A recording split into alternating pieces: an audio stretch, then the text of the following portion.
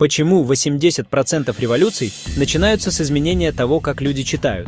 Потому что, когда информация множится, власть меняет хозяина.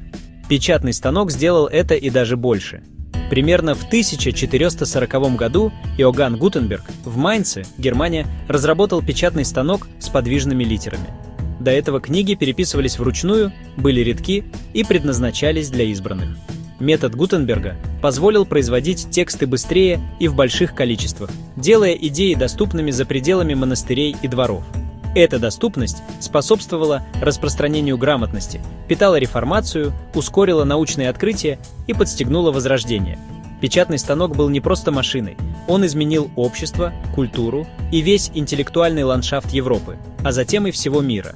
Сегодня история книгопечатания напоминает нам, как один технологический прорыв может переопределить цивилизацию, влияя на столетия обучения, общения и прогресса.